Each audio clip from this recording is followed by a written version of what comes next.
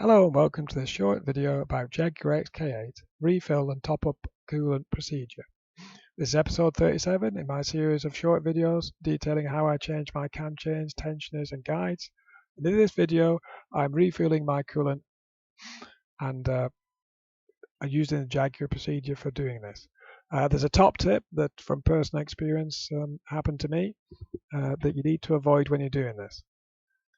Okay, so first of all, why are you doing this?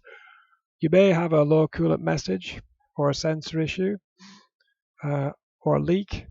So you need to check the level and any potential leaks shown with brown staining from the front of the engine in the water pump or hoses area. Or secondly, like myself, you're maintaining and repairing the car. I've fitted new components in the cooling system and I need to replace the coolant. Okay, the spec of the coolant you need to add is WSS M97B44D. This is a red coolant. It's organic additive technology coolant, or OAT. It's a long life coolant, and ideally you shouldn't need to change it during the normal life of the vehicle. Okay, so you can buy this coolant in concentrated form. It needs to be diluted then to 50-50. I used another bottle. I filled the bottle half with coolant and then half with water. I used soft water, but you should use either distilled or deionized because you want to avoid calcium or magnesium. This can cause deposits in the engine. Okay, so you need to top up or refill the coolant from the expansion tank, which is at the left-hand side in front of the front bulkhead. Seen here, you can see the expansion tank.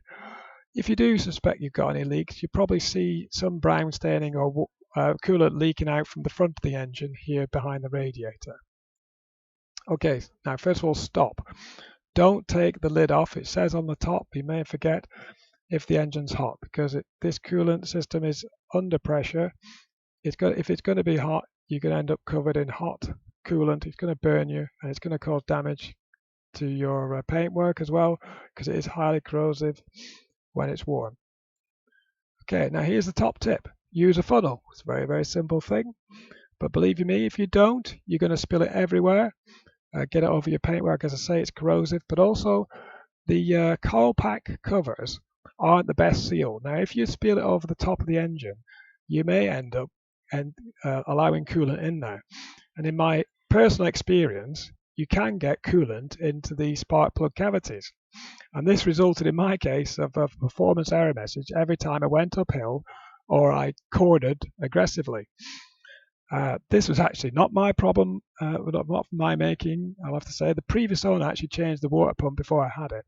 And I believe he must have topped it up and spilt some over and got the coolant into the spark plug cavity. It may even be the reason he sold the car.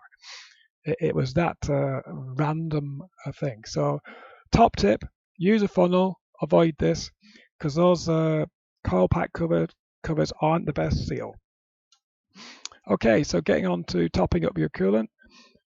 First of all, you need to gently squeeze the front hoses to try and get any air traps out of the front of the engine. You'll see the air bubbling out of the expansion tank when you do that.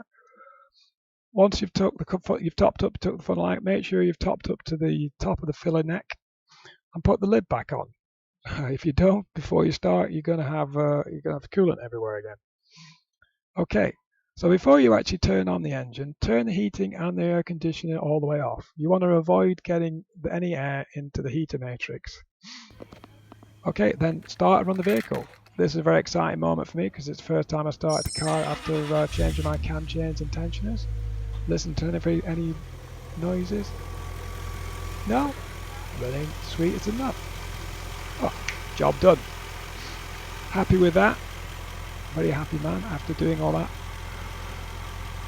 Cam chains are working. So you need to now leave the engine running until the fan starts.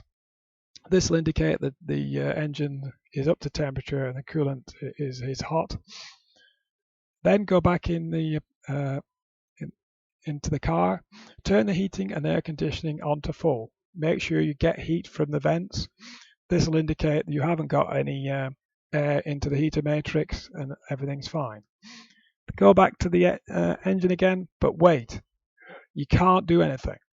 You need to wait till the whole thing's cooled down, because again, from the previous point, if you take the lid off to check the level, if it's hot, it's going to be pressurized, it's going to end up being burnt. So you need to wait.